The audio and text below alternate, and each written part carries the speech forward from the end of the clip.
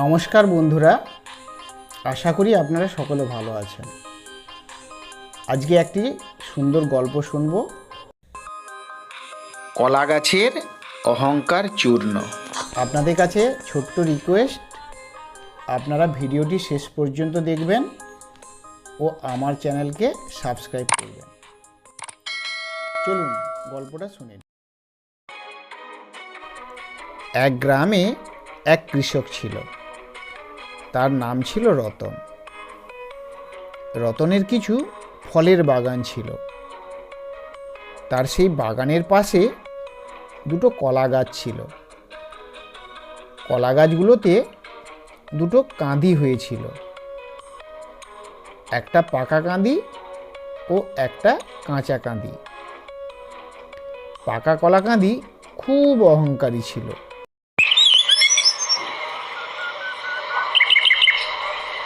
একদিন পাকা কলার কাঁদি বলে ওঠে, আজ আমাকে কত সুন্দর লাগছে।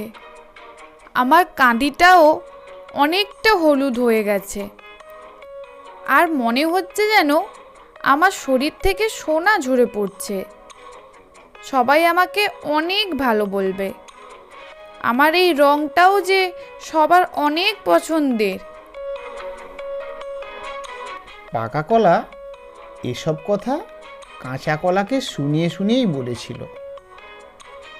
পাকা কলার এসব কথা শুনে কাঁচা কলা বলে ওঠে,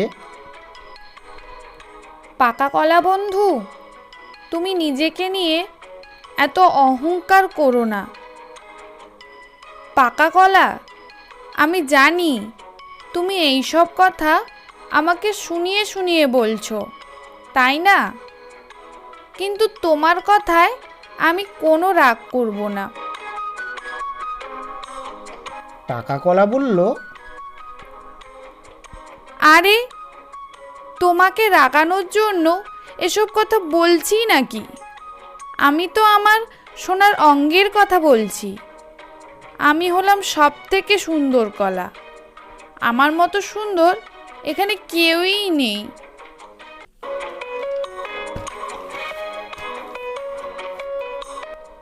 আর এই পাশ দিয়ে কেউ গেলে সবাই তখন আমার প্রশংসা করবে, আর তোর দিকে কেউ তাকাবেই না। আর তোর যা কালো কাঁচা চেহারা, আমার তো তোর দিকে তাকাতেই ইচ্ছে করছে না। কাঁচা কলা বলল, শোনো পাকা কলা বন্ধু, তুমি এরকম আমার সাথে কথা বলবে না। তুমিও তো আমার মতো এরকম একদিন কাঁচা ছিলে, তাই না? আজ না হয় তুমি আগেই পেকে গেছো, কালকে হয়তো আমিও পাকবো। তাই বলছি, নিজেকে এত সুন্দর ভেবো না, বুঝলে? পাকা কলা বলল, আমাকে দেখে তোর খুব হিংসে হচ্ছে, তাই না? আর হবেই না কেন? আর তুই তো আমার মতো এত সুন্দর নোস। এইভাবে পাকা কলা কাঁচা কলাকে সব সময় অপমান করত। এইভাবে দুজনের দিন কাটত। একদিন রতনের স্ত্রী ওই জমিতে যায়।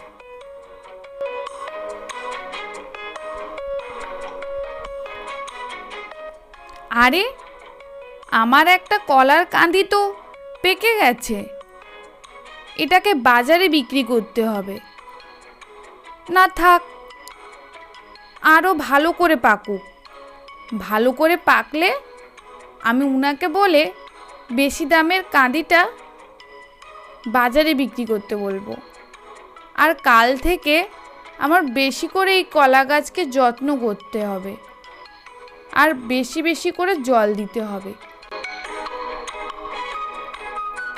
তারপর থেকে রতনের স্ত্রী পাকা কলা গাছে বেশি বেশি করে জল দিত। এসব দেখে পাকা কলা কাঁচা কলাকে বলে, হ্যাঁ রে কাঁচা কলা, দেখলি মালিক আমাকে কত যত্ন করে, আমার গড়ায় কত জল দেয়। আর তোকে তো মালিক দেখতেই পায় না। ছি ছি, তোকে যে কি বাজে দেখতে লাগছে। কাঁচা কলা বলল, শোনো পাকা কলা বন্ধু, তুমি আমার সঙ্গে এরকম করছো কেন? আমরা তো একই জায়গায় বড় হয়েছি। তুমি যেখানে থাকো আমিও তো সেখানেই থাকি, তাই না? একদিন দেখবে তোমার এই অহংকার মাটিতে ঝরে পড়বে। এভাবে কয়েকদিন কেটে যায়। একদিন একটা ছোট পাখি ক্লান্ত হয়ে পাকা কলায় বসে বিশ্রাম নিচ্ছে। এটা দেখে পাকা কলা অনেক রেগে যায়। এই পাখি, তুই আমার এখানে বসেছিস কেন? তুই যা এখান থেকে। তুই জানিস না আমি হলাম রূপের রানী? তোর এরকম নোংরা শরীর নিয়ে আমার এখানে বসেছিস কেন? যা যা, চলে যা বলছি। এ কি, তুমি আমাকে এইরকম বলছো কেন? আমি একটু বিশ্রাম নিতে এখানে বসেছি, আর তুমি তোমার রূপ নিয়ে এত অহংকার করছো। তোমার এই রূপের গৌরব আর তো মাত্র কয়েকদিন, তারপর তো তুমি মানুষের পেটে চলে যাবে। পাখির এসব কথা শুনে কাঁচা কলার খুব মায়া হলো। কাঁচা কলা বলল, ছোট পাখি, তুমি আমার এখানে এসো, আমি তোমাকে কিছুই বলবো না। তোমার যতক্ষণ ইচ্ছে আমার এখানে বসে বিশ্রাম নিতে পারো। আর পাখি, তুমি ওই পাকা কলার সাথে কথা বলো না। ও এখন অহংকারী হয়ে গেছে। ও তো সবসময় ওর এই পাকা কলার রূপ নিয়ে সব সময় কথা শোনায়। ও তো বুঝতেই চায় না ওর ওই রূপ বেশি দিন থাকবে না। কাঁচা কলা, তুমি অনেক ভালো। তোমার সঙ্গে কথা বলে আমার অনেক ভালো লাগলো। তবে এবারে যাই গো। এই বলে পাখি চলে যায়। এরপর একদিন পাকা কলা ও কাঁচা কলা রাতে ঘুমোচ্ছিল। তখন দুটো বাদুড় এসে পাকা কলাগুলোকে খেয়ে আঁচড় দিয়ে নষ্ট করে দেয়।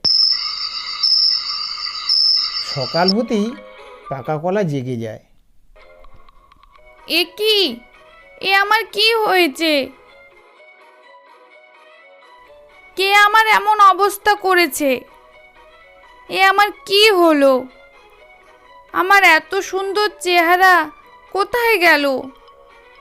আমি জানি ওই খারাপ বাদুড়গুলো আমার এমন অবস্থা করেছে। কাঁচা কলা বলল, দেখেছো দেখেছো পাকা কলা বন্ধু, তোমার রূপের এত অহংকার কিভাবে শেষ হয়ে গেল? রতন কলার কাঁধি কাটতে এসে দেখে বাদুড় খেয়ে নষ্ট করে দিয়েছে। এ কি, আমি ভাবলাম আজ কলাগুলো বাজারে বিক্রি করে দেব, এসে দেখছি সব কলাগুলো নষ্ট হয়ে গেছে। একে আর রেখে কি করব? এরপর রতন সেই পাকা কলা গাছটাকে একেবারে কেটে ফেলল। আর এইভাবে অহংকারী কলা গাছের পতন ঘটল। কাঁচা কলা গাছের খুব দুঃখ হলো।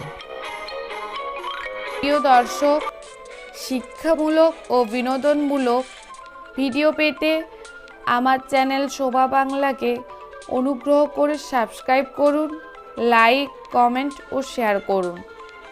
ভিডিওটি দেখার জন্য অনেক ধন্যবাদ। নমস্কার।